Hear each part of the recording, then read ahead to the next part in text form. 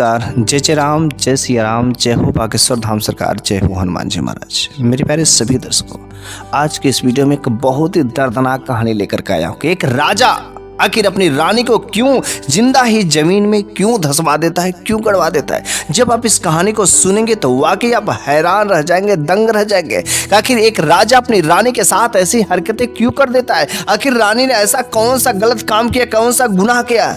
आप इस कहानी के अंत तक अवश्य बने रहेगा। मुझे पूरा विश्वास है कि यदि आप इस कहानी के अंत तक बने रहते हैं तो जरूर ही आपको इस कहानी के माध्यम से बहुत कुछ सीखने को मिलेगा। बहुत ही रोचक कहानी है। ऐसी कहानियां हमारे अगल बगल अवश्य कोई बूढ़े बुजुर्ग अवश्य सुनाते होंगे, लेकिन आज की जो कहानी बहुत ही विशेष तरीके से बहुत ही रुचिकर कहानी है, इसलिए आप इस कहानी के अंत तक अवश्य बने रहिएगा। तो चलिए हम लोग इस कहानी को बिना देरी किए शुरू ही कर देते हैं। तो एक बार की बात है कि एक किसान और किसान की पत्नी, क्योंकि किसान अपने खेत में कई सारे फसल सब्जियों को उगाता था और उसी से उसको बेच करके वो अपनी रोजी रोटी चलाता था। लेकिन उस किसान के कोई भी औलाद नहीं थे, बे औलाद था। बहुत सारे दवा वैद्य हकीम हर लोगों के पास गया, लेकिन कोई भी दवा काम नहीं करते थे। और वे दोनों पति पत्नी बड़े ही लालायत थे, काश मेरे भी घर के एक आंगन में जो है ना किसी दिन किलकारी गुजती तो कितना माहौल जो सुखी का होता। बेचारे बड़े ही वे लोग जो है एक संतान के, एक जो पुत्री के किसी भी हो, वह बहुत ही लालायत थे। इसलिए वह जो जहां बताता, वैद्य के पास, हकीम के पास, डॉक्टर के पास, जो भी इलाज बताता सारे के सारे उपाय करते, लेकिन कोई भी उपाय उन लोगों के साथ कारीगर नहीं होता था। लेकिन एक दिन उन लोगों के दरवाजे पर एक जो साधु बाबा आते हैं भिक्षा मांगने, और भिक्षा जब मांगते हैं तो भिक्षा देने के बाद उन किसान ने भोजन भी कराया। और भोजन कराने के उपरांत जो है उस किसान ने अपना जो दुख दर्द जो उन साधु बाबा से कहा, तो साधु बाबा ने कहा ये तो बड़ी ही सिंपल सी सरल बात है कि यदि आप लोग निसंतान हैं और यदि संतान चाहते हैं तो आपको कहीं पर किसी डॉक्टर वैद्य हकीम के पास जाना ही नहीं है। बस आप सच्चे दिल से भगवान के शरण में गिर जाओ और जो कहना है आप उनसे कहिए, रो करके कहिए। क्योंकि जब एक छोटा बच्चा अपनी माँ से कुछ मांगता है ना, तो जब तक वो रोता नहीं तब तक उसकी माँ देती नहीं है। अच्छा, एक बार मना कर दे, 2 बार मना कर दे, 3 बार मना कर दे, लेकिन एक बार वह माँ दे ही देगी, वह पिता दे ही देगा अपने बच्चे को। ठीक वैसे ही जो हम लोगों को बनाया है वह कौन है? भगवान है, परमात्मा है। आप उनके सामने रोइए, एक ना एक दिन वह अवश्य आपकी जो कुछ भी इच्छाएं हैं, मनोकामनाएं हैं, पूरी ही कर देंगे। उस दिन से वह किसान और किसान की पत्नी अपना खेती बाड़ी, अपना काम काज करने के बाद बस भगवान के आगे ही अपना हाथ फैलाते, अपना आंचल वह पत्नी हमेशा फैलाती थी कि हे भगवान, मेरे भी आंचल में जो एक संतान डाल दो। बस हर दिन वह यही काम करती थी। बस भगवान के सामने दोनों पति पत्नी मिलकर के रोते थे, गिलगिलाते थे कि किसी दिन मेरे भी घर के आंगन में किलकारी गुजेगी। लेकिन वे दोनों गर्भवती या उन्हें संतान की प्राप्ति नहीं होती हैं। किसान जो है अपने खेत में बैगन का पौधा लगाया था, कई सारे बैगन के पौधे लगाए थे। और एक बार गजब की करिश्मा उसके साथ में होती, चमत्कार, कि जितने भी बैगन के पौधे लगाए रहते, बैगन के पौधे बड़े हो जाते हैं, लेकिन एक भी किसी भी पौधे में फल नहीं लगता है। वह किसान समझता कि इस बार के पूरे लग रहा कि जो बैगन के पौधे हैं सारे के सारे बेकार हो गए। आखिर हमारे साथ क्या हो रहा है? एक तो बच्चे भी नहीं है, कोई संतान भी नहीं, ऊपर से सारे के सारे बैगन के पौधे एक भी फल नहीं लगे हैं। आखिर इस बार हम लोगों का गुजारा कैसे होगा? बेचारा बड़ा ही चिंतित था। लेकिन सारे के सारे बैगनों में से एक बैगन ने उसमें से एक फल देता है। उस किसान ने कहा एक बैगन बस एक फल दिया, चलो इस फल को बढ़ने दो। और वह एक बैगन जो है फलता है और वह धीरे धीरे धीरे उसका साइज बढ़ता जाता है। उसका साइज बढ़ते जो इतना बड़ा हो जाता है कि एक जो बड़ी सी कद्दू के बराबर उस बैगन का साइज हो जाता है। किसान सोच करके बड़ा ही अचंभित होता है कि इतना बड़ा बैगन तो आज तक मैंने देखा नहीं। चलो लेकिन कोई बात नहीं है, इसके अच्छे खासे पैसे मिलेंगे, इसको मार्केट में बेचेंगे तो यूनिक बैगन होगा और अच्छे खासे दाम भी मिलेंगे। लेकिन जब वो बैगन बड़ा हो जाता है तो वह किसान अपने पत्नी से कहता है कि ये जो बैगन है ना, ये बहुत ही खास बैगन है और इस बैगन को ले जाकर के मार्केट में जब बेचेंगे तो अच्छे खासे दाम मिलेंगे। उसकी पत्नी ने कहा कि देखिए, हमारे खेत में बस एक ही बैगन लगा है और एक बैगन का फल आने के बाद वो भी हम मार्केट में बेचते हैं? नहीं नहीं, ऐसा काम बिल्कुल ही नहीं कर सकते। उसको हम लोग खुद घर पर उसकी सब्जी बना करके खाएंगे।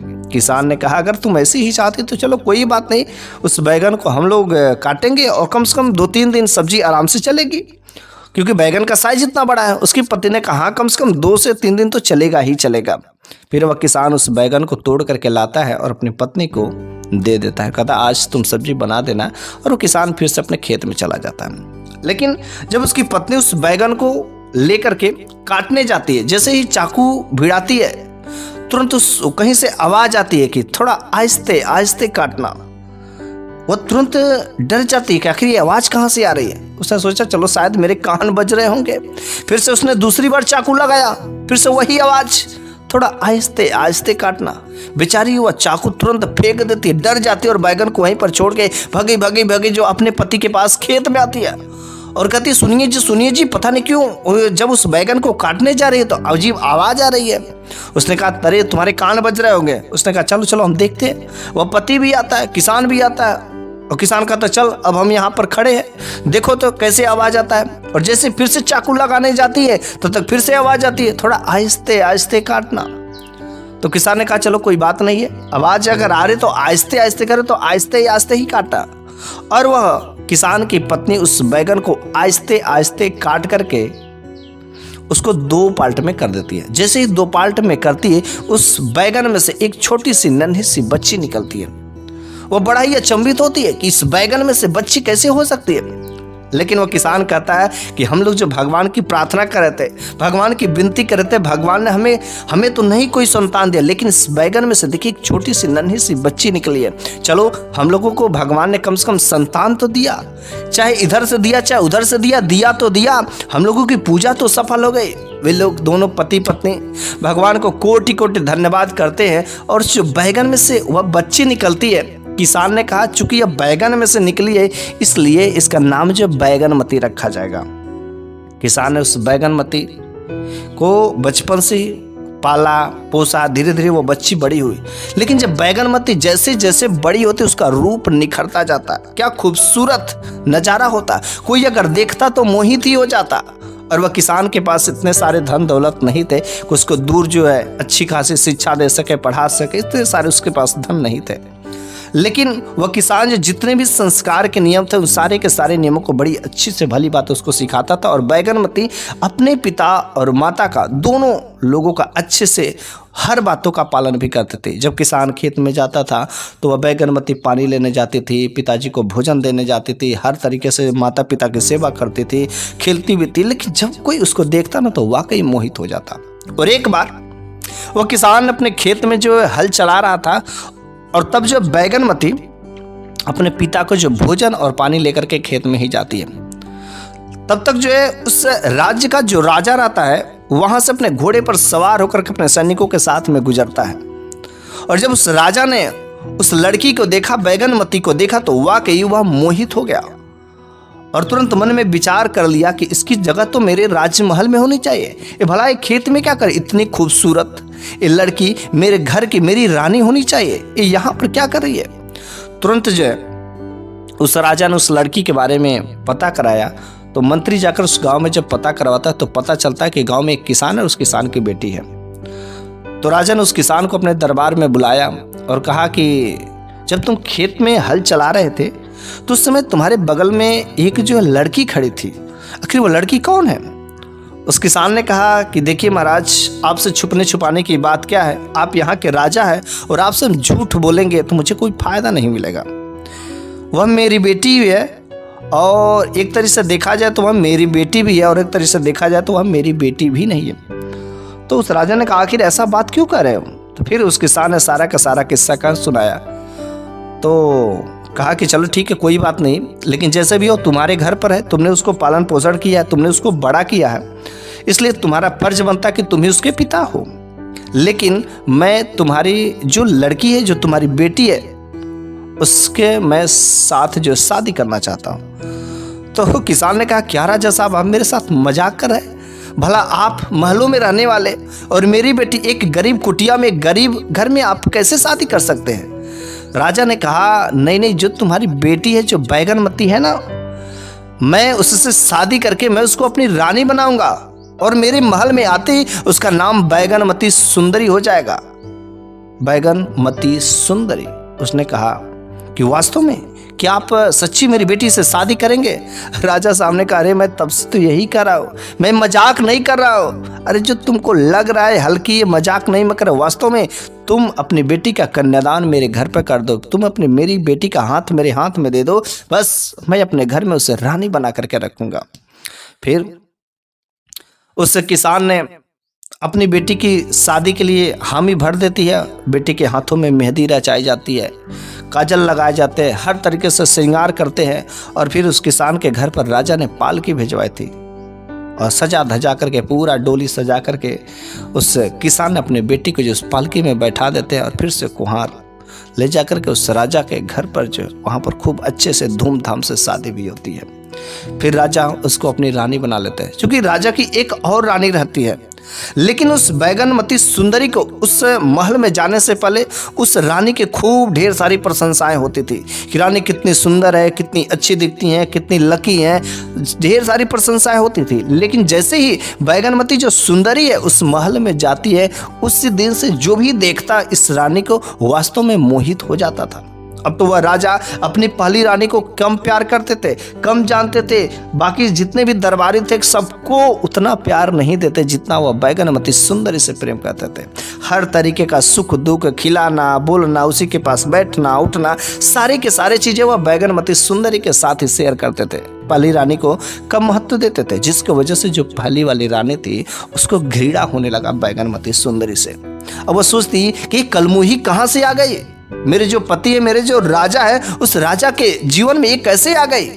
इसने तो मेरा जीवन ही बर्बाद कर दिया। अब तो कोई लोग मेरी प्रशंसा ही नहीं करता, कोई लोग मेरे को पसंद ही नहीं करते, यहाँ तक कि राजा भी अब मेरे पास उतनी समय भी नहीं देते, बस इस बैगनमती सुंदरी के पास ही। तो एक बार घर में जो है बैगनमती सुंदरी और जो बड़ी रानी थी, दोनों लोग आपस में कुछ काम कर रहे थे।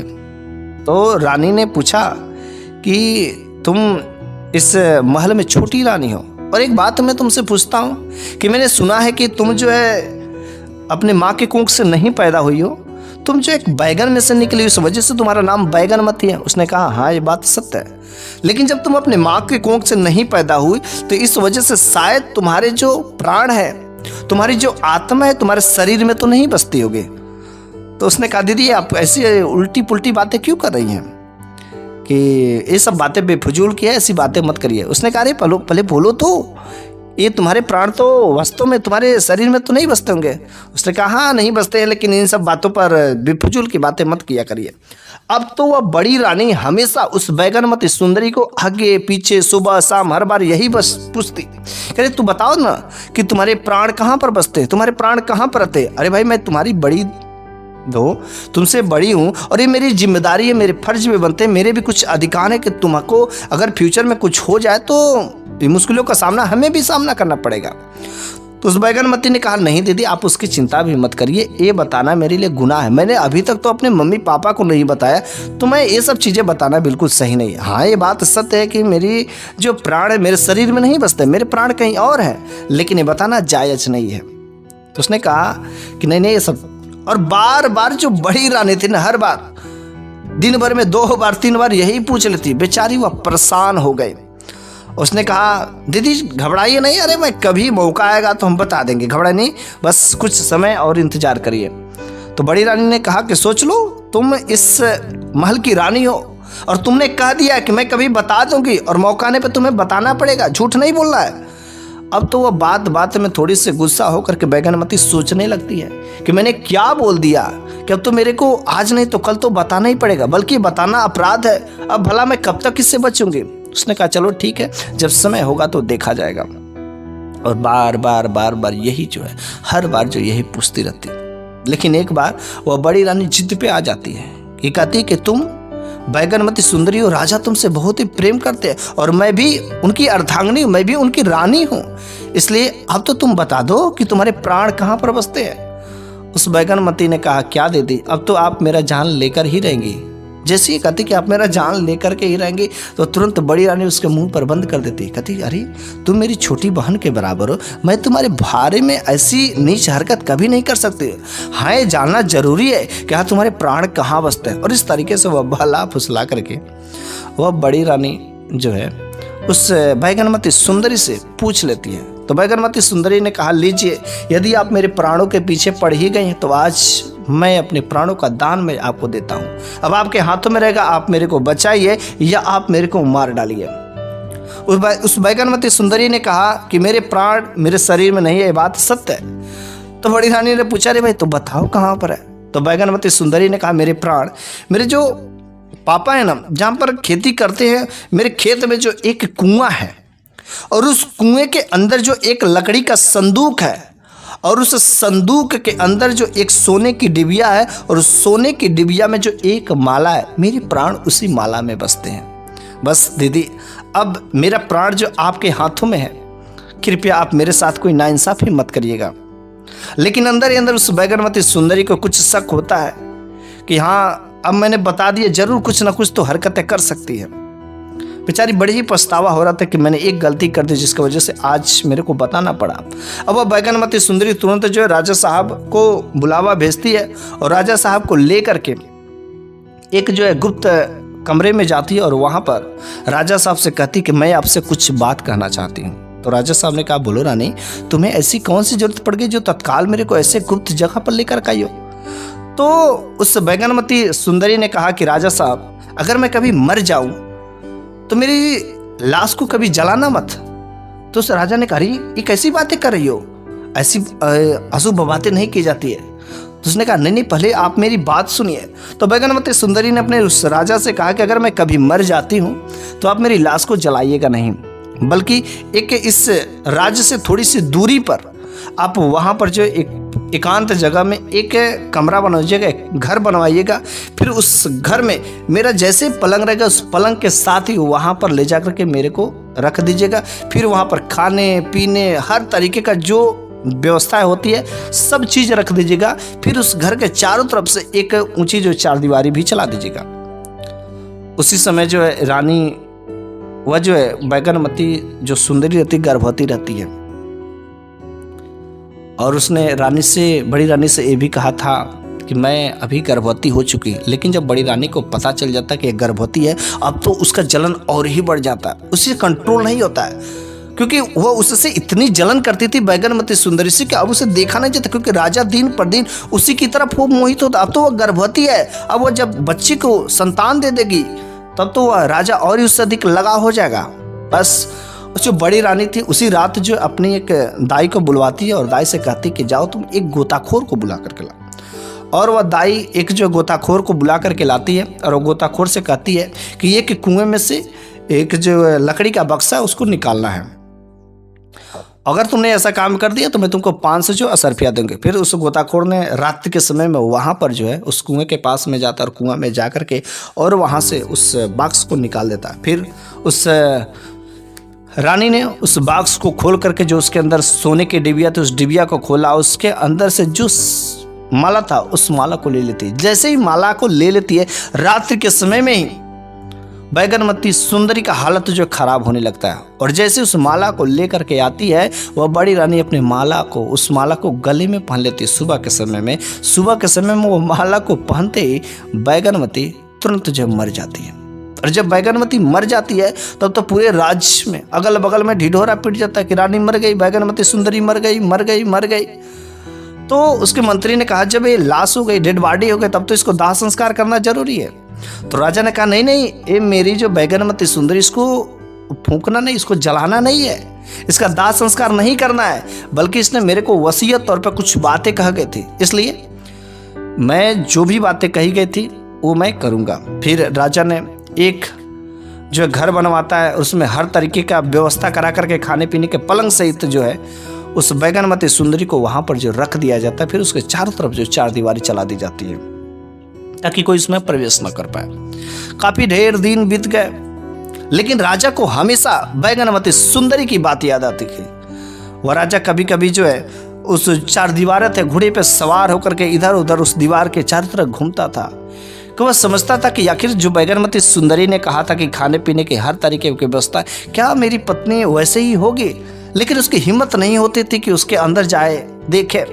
रोज वही काम करता था। उस राजा को इस बैगनमती सुंदरी की इतनी याद आती थी, अपनी जो रानी थी उसकी इतनी याद आती कि हमेशा जो उसके चारदीवारी की तरफ एक बार जो चक्कर जरूर लगाया करता था। लेकिन एक बार जब वो राजा उस चारदीवारी के तरफ जो चक्कर लगा रहा था तो उसके अंदर से एक बच्चे की रोने की आवाज आती है।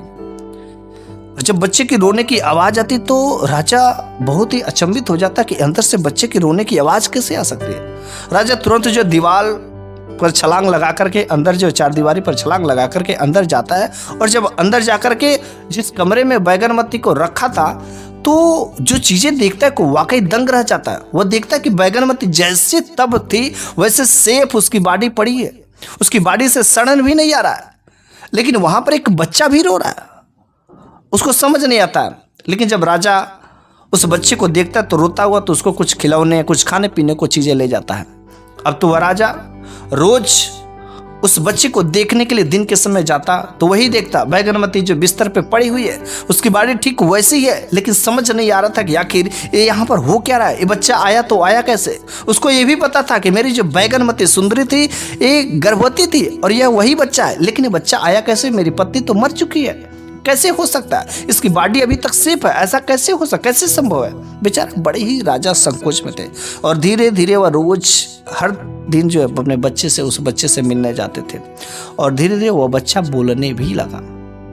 2 साल हो गए, 3 साल हो गए। जब वो बच्चा थोड़ा बहुत बोलने लगा तो एक दिन राजा ने उस बच्चे से पूछा कि आखिर बताओ तुम्हें खाना कौन खिलाता है? तो उसने बोला मम्मी।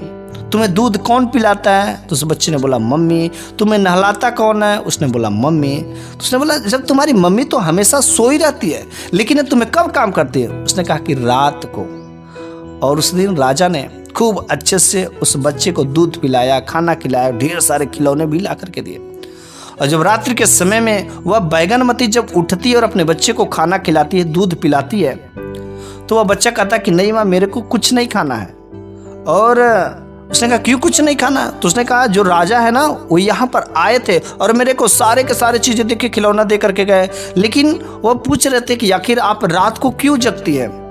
तो उस बैगनमती सुंदरी ने अपने उस छोटे से बच्चे से कहा कि जब राजा अगले दिन आएंगे तो उनसे कह देना कि जो उनकी रानी है ना, उनकी रानी के गले में एक माला है और उस माला में मेरे प्राण बसते हैं, और जब वो रानी उस माला को निकाल करके रात्रि के समय में रख देती है तो फिर मैं जीवित हो जाती हूँ, और जब पहन लेती है तो फिर मैं मर जाती हूँ। किसी तरीके से वह माला जो अगर ला करके वो राजा मुझे दे देते हैं तो मैं हमेशा उनके साथ रहूंगी।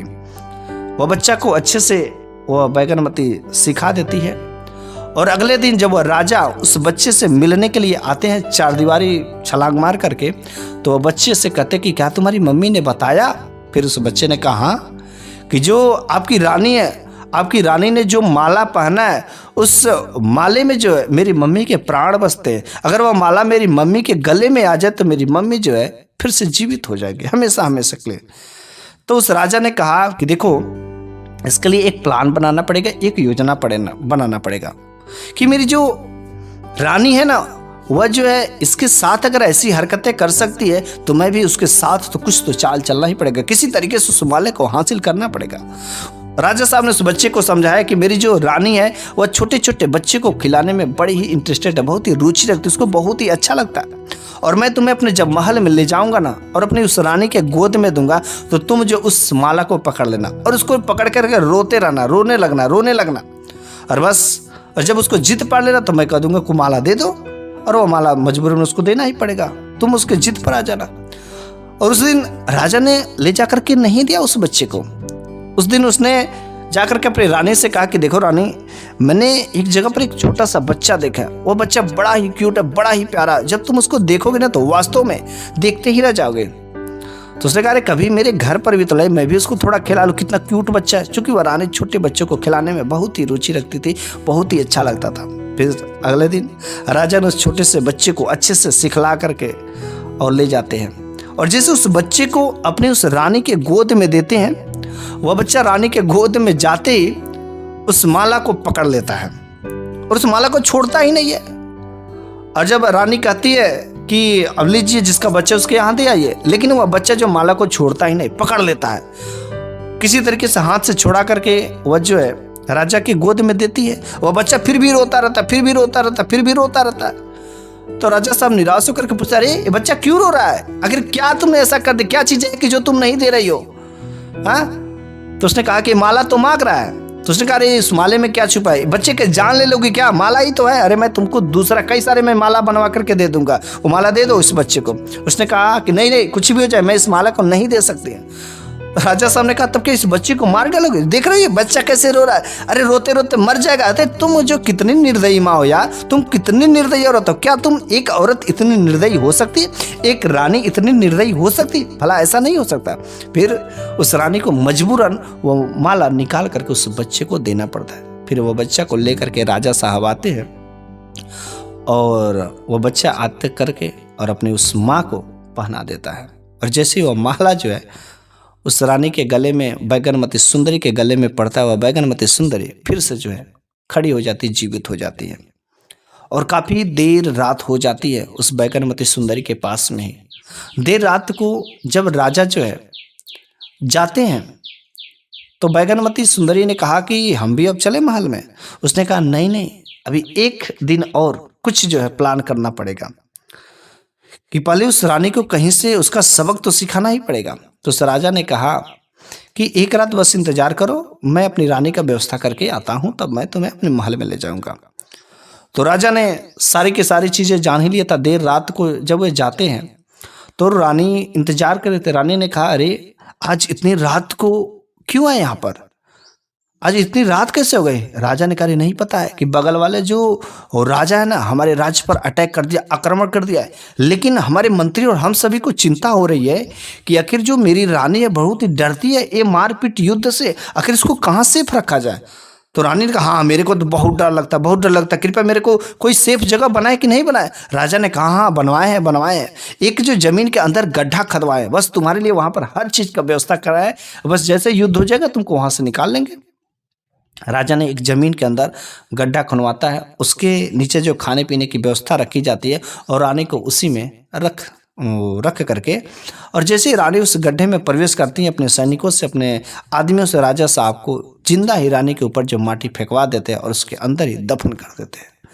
अब तो वह रानी उसी के अंदर साफ हो जाती, खत्म हो जाती है। फिर वह राजा उस बैगनमती सुंदरी को अपने उस बच्चे के साथ में उस राजमहल में ले जाते हैं और वहाँ पर अब वह बैगनमती किसी भी प्रकार की कोई परेशानी के साथ जो नहीं रहती है, अब वह बिल्कुल स्वतंत्र रहती है। उसका जो दुश्मन था वहाँ से ख़त्म हो गया। अब वह बैगनमती अपने राजा के साथ में खुशी से उस महल में रहने लगती है। तो इस तरीके से यह कहानी यहीं पर समाप्त हो जाती है। लेकिन मेरे प्यारे सभी दर्शकों, मैं आप लोगों से पूछना चाहता हूँ, क्या यह कहानी वास्तव में आपको अच्छी लगी कि नहीं लगी? अगर आपको अच्छी लगी हो तो कमेंट बॉक्स में आप अपनी राय दें। वरना जय जय राम, जय सिया राम, जय हो बागेश्वर धाम सरकार जरूर लिखिएगा। अगले कहानी में एक नई शानदार जबरदस्त कुछ ऐसी रोचक कहानियाँ, कुछ ज्ञानवर्धक कहानियाँ जरूर ही लेकर के हाजिर हूँगा। तब तक लिए धन्यवाद। मैं फिर से मिलता हूँ अगले वीडियो में।